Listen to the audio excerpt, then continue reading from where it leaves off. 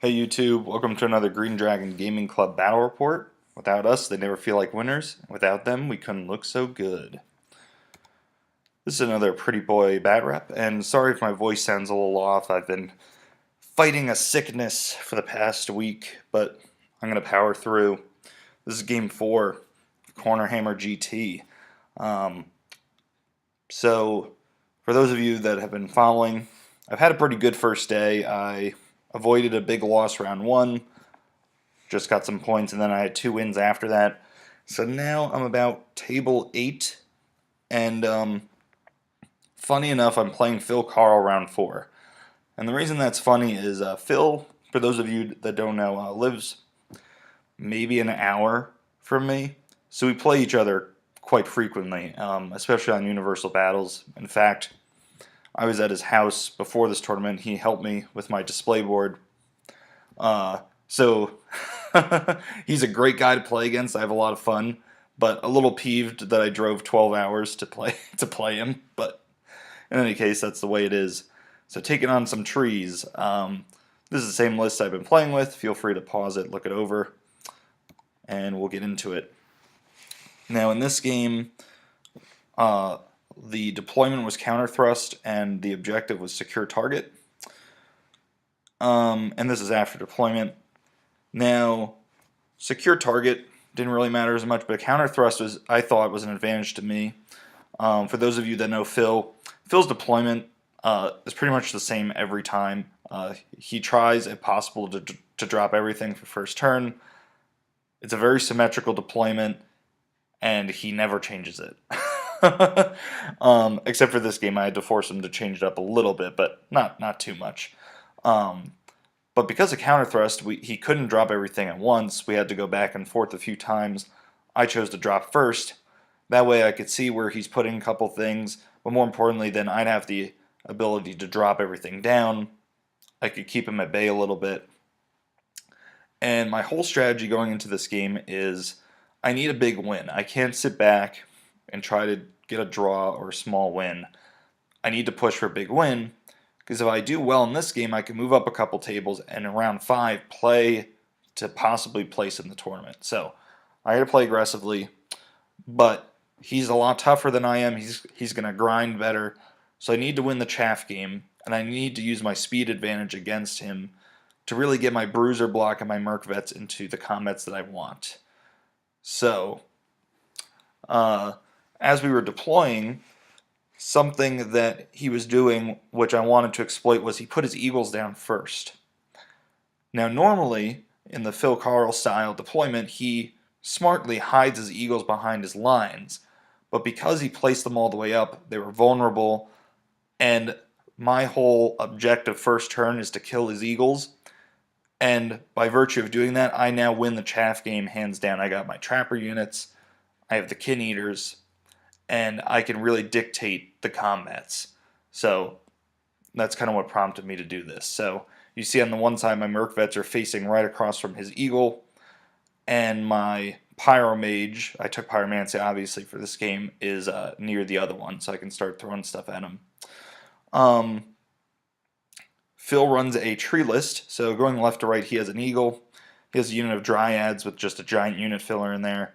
He has a tree father, one of the regular tree fathers. I don't know all the distinctive names and everything. In the middle, he has his first unit of thicket beasts with a thicket shepherd in it. I don't think that's his BSB. But then I think the one on the hill is the one with his BSB in it, and it's the second unit of thicket beasts. Then he's got a Fanghorn on the hill, which is his general. It's an avatar of nature. And then he's got another unit of dryads, with another huge unit filler. He's got another eagle, and then way in the back, where one of the objective markers is, he's sitting on it with a unit of Heath Riders. Then as you can see, I've got my merc vets, I have a kin eater, I've got a bruiser dart, trappers on the hill, first scratapult on the hill, another scratapult, big bruiser block with BSB and general in it, a rock, the other kin eater, and then you can't really see it in this picture, but there's another bruiser dart that's set a little bit farther back. Okay, so this is my turn 1. I just shuffle around a bit. I think this is my first turn. Let's see. Yeah, this looks like my first turn. Yeah, it's just me shuffling around a bit, trying to get into position. And like I said, my whole objective is just to get rid of these eagles. So, in the magic phase, that's a really blurry picture. I go for Scorching Salvo first. He smartly dispels it. And then I throw Pyroclastic Flow, the 2d6 version, onto this eagle here. And I roll average. And I put the attribute into it as well. But I only do 2 wounds to it. So it's still alive. And then I'm able to push through Flaming Swords onto this Stratapult, which is fine. It can help me maybe kill some Dryads, but mainly I just want the attribute to kill the stupid bird, and I don't. So this bird took 2d6 plus 2d3 strength 4 auto hits and lived. So, things are working out great so far. I go to shoot this Stratapult with the Flaming Swords and it misfires. So, that's awesome. Then over here, I have my Merc Vets with Quick to Fire, with Accurate, and with Poison. And they do 0 wounds to the eagle. So, yeah, everything according to plan. Anyway, his turn 1, he starts moving aggressively up, does the Phil Carl shuffle, and shoves his models forward, staggered to make sure he can countercharge everything else. He has no reason not to be aggressive.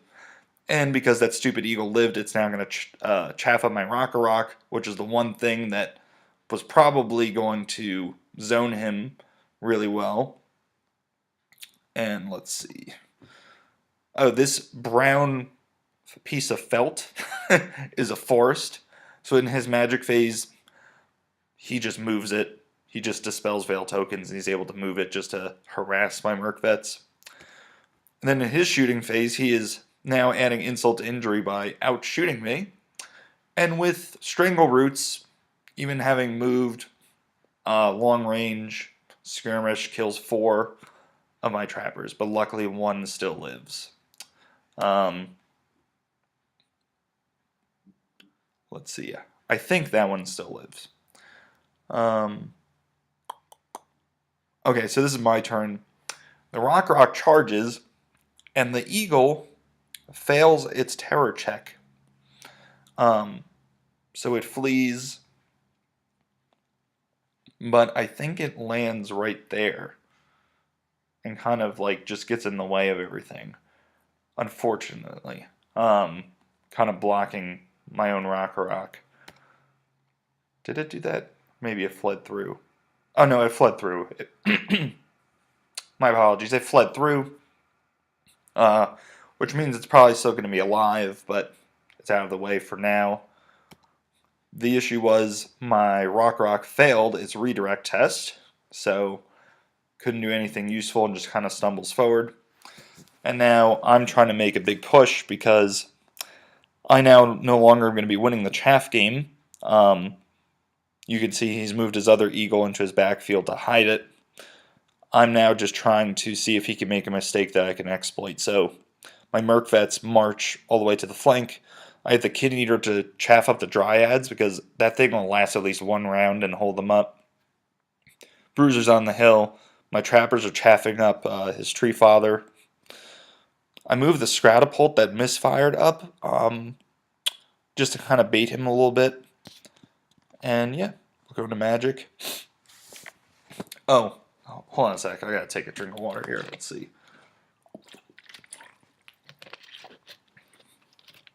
It's better. So, I will say that in his magic phase, I cannot stop Oakenthrone at all. Especially, I think it happened at least 3 times in this game. Because especially in the early game, that's the only spell I care about. And he'd roll 2 dice on it, and then I'd roll 3 dice, and I just couldn't stop it. So I wasn't real happy with how his magic phases were going. And then in my magic phase, I'm just trying to throw up a quick buff. I throw 3 dice, and I roll triple 1s on Children of Umi. So that was awesome. And then I go, sorry, this is upside down, but then I do a Scorching Salvo, and yeah, I roll 5 on 3 dice. Okay. Thankfully, I get a Pyroclastic flow through, and I'm able to kill the stupid eagle. I think this is the one that was fleeing. So I did something. Oh man, it was rough going. Yeah, I think this is just me moving over with the Merc Vets. Okay, so in his turn, because I chaffed up the 1 unit Dryads with this Keen Eater, he charges in. Or did I charge? No, I think... Yeah, I think he charged in. He did a couple wounds, I think, with Entangling Roots. So he charged into this Keen Eater. Sorry, it's been a little while, guys. My one trapper is up chaffing something. So he charges the Scratapult. I flee, so the bait works. Now in his magic phase, again, I think I try to stop Oaken Throne. I can't. I save the rest of my dice to stop Stone Skin. Clearly didn't work. He had also charged my Rock with the Thicket Beasts. And he did a couple wounds. I did virtually nothing back. I break, but he fails to catch me, thankfully, and I'm still on the board, barely. But now his Thicket Beasts are all the way up there, and my Bruisers are screwed. And the Dryads kill the Keen Eater, so that kind of stinks. On this side, though, he does charge that Keen Eater, and the Keen Eater does its job, holds it up, kills a couple, but keeps it in place. But his Eagle is chaffing my Merc Vets, so that is not helpful. I really need to kill those Eagles. So we're doing the chaff game, but you can tell things are about to go down, and they do on my turn. Now, I charged the Eagle, obviously, and then in the middle, I debated a while what I wanted to do. I definitely wanted to charge the Bruisers into the Tree Father. Now, normally, you might think that, 9 Bruisers, a BSB, and a Shaman General would be enough to kill it. But I know how good this list is. I know how good Tree Fathers are. And I also know how well Phil rolls ward saves. So, just for security and insurance, I charge in my Scratapult as well. There's really not a whole lot I'm going to accomplish by shooting it anyway, so I send it in. I want to make extra sure that I'm not held up there, because that would be game over if I was, because I would just get flank charged by those Thicket Beasts. I just chaff up the Thicket Beasts over here with my Bruisers to at least save the Rock that luckily rallied. Go Brucey. Now, this magic phase is very meaningful, and this is what I roll. On 4 dice for Children of Umi, I roll 5, 6, 7, 8. A whopping 8. So, needless to say, that was not allowed to go off. Luckily, though, I was able to get Flaming Swords off on my Bruiser unit, which was huge, and I really needed that spell. I mean, basically, every magic phase Flaming Swords is the scariest spell for him because he has trees, so he's saving all his dice for it. So I'm rolling Children of Umi thinking, that it's a gimme spell, but I failed it these past couple of times, and then just trying to 5-dice Flaming Sword. So at least that went off for me. I should make short work of the Tree Father, and then I really won't be afraid if he wants to charge in those Thicket Beasts. In combat, the Keen Eater holds strong, thankfully. And then over here, I am able to kill the Tree Father, but it was way too close for comfort. Like, no joke, I think 7 unsaved wounds got through, something like that. And basically what it came down to is if the Chariot hadn't charged in, I wouldn't have killed it. It was that close, which is ridiculous. I mean, that's like 1,800 points to kill a 400-something point model. Unbelievable. And it barely was accomplished. Now, I'll show you this picture real quick. This was kind of a tough point in the battle, and I'll kind of explain why. So obviously I killed it, and now I don't want the Thicket Beast to be in my flank, so I'm doing a reform or a combat pivot with the Bruiser unit. Now, in my estimation, I believed that I could get out of the line of arc of Fanghorn over there that's looking at, that's kind of faced towards that way. My opponent disagreed, thought that no matter what I did, he could see the flank.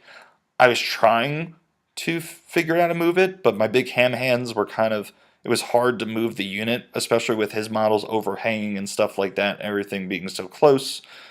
I'm trying to move it. There was some mention of I might have accidentally moved my center while I was trying to pick up the unit, rotate it. I'm not like that player that's gonna like debate it.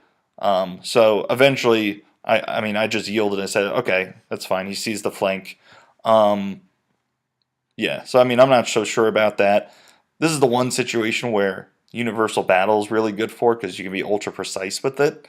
It's a little harder on the tabletop, and when it comes like that close, one of the players has to yield. So I just yielded in this situation.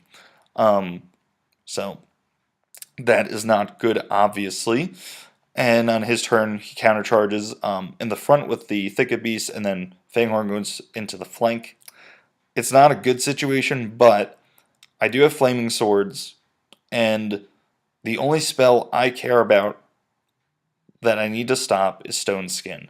So I save all my dice, and he still gets Stone Skin off.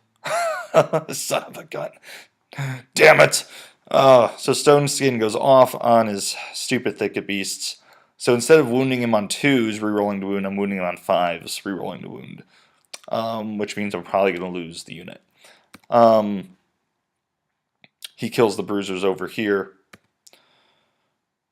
Sorry about the bad picture. I know it looks like he's in my flank. He's not. I just didn't bother to turn around all the models. In this combat, I actually do much better than I thought I would. You can see I peeled off a couple of the Thicket Beasts. I've done a couple wounds to Fanghorn. He does some wounds to me, but I only lose by a couple, and I stick. And Flaming Swords made all the difference, which, if I had stopped Stone Skin, I probably would have won this combat by a lot and done a lot more damage. So that was a little painful, to say the least. At this point, we're going all in now, so my Bruiser Dart, strategically on top of the hill now, charges in to help. I'll get a flank charge, and plus maybe an extra wound or 2 on Fanghorn, which is nice. My Merc Vets now go into the Dryads, and my Chariot goes into the flank, so try to blow them up. Oh, so this was huge too. These Dryads back here, they're free because they killed the Kin Eater. They're in a position where they can make a countercharge next turn if that combat doesn't resolve in the center. And they're giving up their flank to my Rock. So I needed to try and make this charge, and I just failed. It was like an average charge, and Brucey let me down. So that hurt me as well. I'm just looking for a point in this game where things might turn up my way. I do get Children of Umi off on the Bruisers in the middle, so that was good. And then I am able to push through Flaming Swords. So hopefully this will be enough to win this combat, but I did lose quite a few models the last turn. So at the end of all the combats, yeah, the Kin Eater, Chariot, Merc Vets are able to blow up the Dryads, which is great. The Merc Vets are now facing the center to hopefully clean up. I'm losing a lot of Ogres now, which is not good. I peel off a couple more Thicket Beasts. I do a wound or 2 to Fanghorn. I think I still lose combat by like 1 or something like that. The Bruisers coming in actually helped quite a bit, and I was able to stick around, so that was good. My opponent now is chaffing up my Rock because he doesn't want that thing to come in and help with anything in the center, which is fine. over here, it looks like his general. Oh, this is after combats. Okay. So he got. Oh no, he. What happened? He got Stone Skin off again. I'm pretty sure. Yes. He got Stone Skin off again. The third time in a row. And this time blew up the unit. Now, well, what happened was I broke and I ran. It was a leadership 5 with a reroll, and I failed. So he caught him. So a lot of points there that I just lost, and this obviously broke my back. This was an upsetting combat. My BSB not only has flaming swords, but because he has Troll Eater, he does multi-wounds 2 to his Thicket Beasts. And I remember I rolled 4 wounds in this combat, and he rolled 3 5-up ward saves. So instead of doing potentially 6 to 8 wounds, I did 2. So it swung the combat big time in his favor, and yeah, all the trees are fine. Big Bruiser's unit is dead. My Bruisers, the Bruiser Dart, got away, and it looks like his tree wizard is sitting in front of my Merc Vets, just kind of taunting them. In my turn, these Bruisers rally. So this was something that finally worked out for Brucey. Brucey charged the Chaffing Thicket Beasts and actually broke them. They weren't steadfast, and they broke him. He caught him and went off the board, so that was nice. But he's not going to do anything else this game. The Merc Vets go into his wizard, but of course don't kill it because I don't know why. A lot of attacks, strength 5, poison, just wasn't enough. And then he countercharges, breaks the Merc Vets. I flee, but he doesn't catch me. And then luckily I rally them at the end of the game to conserve their points. Everything else just kind of hides. He takes the objective. And yeah, this is a bad loss for me. Really fun game. I just needed 1 or 2 more things to go my way. Mainly just to stop one of his magic phases. Or not even his whole phase, just stop one Stone Skin. Would have really, really helped.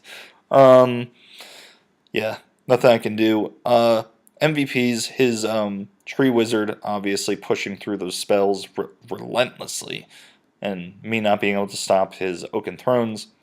The Bruisers in the middle, I'll give MVP just because they had to put up with a lot of abuse. And they took it on the chin for the most part. It was finally what broke them, I remember, was the Dryads made like an 8 or 9 charge on the dice, and then that broke them. But I mean, they held up Fanghorn and that Thicket Beast unit and were doing quite a bit of damage to them. So I'll give them the MVP. And then on to the segment. So what did we learn today? So I'm just going to go on a mini rant about trees for a second.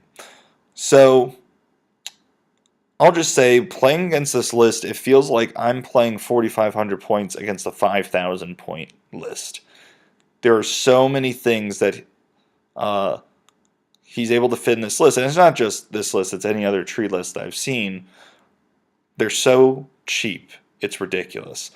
You have an army that's already resilient. You're talking about trees, obviously. Your base troops are resilience 4 with Dryads, and then anything that's important is resilience 5 and resilience 6 with the big trees. Then you have armor. And granted, I know Dryads don't have armor, but the important stuff does. Your Thicket Beasts have 4-up armor. Your big trees have 3-up. Then you have 5-up army-wide ward save. So basically, you're playing with demons, but your demons have, the important demons have armor, high toughness, and if that weren't enough, they get access to Druidism, so they can regrow the wounds that they do lose. And they don't have to take the instability rolls where if they lose a combat, they're just popping. All of the important units have Stubborn. I know, Dryads aren't stubborn. Whoop-de-doo. But Thicket Beasts have Bodyguard, which everybody runs with a character in them, and all the big trees are stubborn. And you're playing with this army, and yet they're cheaper than demons, so you can fit way more into it. I don't know who was in charge of assigning points to trees, but whatever they're smoking, please pass it on to me, because that's some serious mind-altering stuff. I have no idea. That's the only way I can logically think about in my head on how that got past anybody. So, rant over. And Phil's a great player. I don't want to take anything from him, and it was a good game, but seriously, fix this. It's ridiculous. Eagles. I hate Eagles. I've always hated Eagles. There's nothing wrong with them. They've always seemed to screw me for whatever reason, and they did so in this game. I wasted an entire turn trying to kill them, didn't kill one of them, and then them being able to chaff my monster and then chaff my Merc-Vets was huge. And it allowed him to take a turn to clear my chaff. And then I just wanted to make a note about Magic, because Magic has taken a couple turns. Back in 8th edition, Magic was viewed as far too powerful, and I could agree with that. It was literally game-changing. You could win the game with a spell. So they toned it down at the beginning of 9th Age, but it was toned down to the point where people weren't even taking Magic in competitive lists because it was expensive, and it really wasn't doing much to alter the game. I think Magic is at a good balance now, and I think this is a good game to illustrate that, because we were both getting spells off, although he might have been getting more spells off than me, and they significantly affected the game, but I wouldn't say that they, won the game or lost the game for either of us, but it made a significant impact. So I just thought that was interesting. That was just a thought that occurred to me. Anyway, I've been knocked down, obviously back to the middle of the pack. I'll just be fighting Game 5 to finish honorably on a good note. And yeah, so we'll go on to that one next. Sorry again about my voice. Thank you guys for watching. Hit like, subscribe, do all the YouTube stuff, and I'll see you on the next one.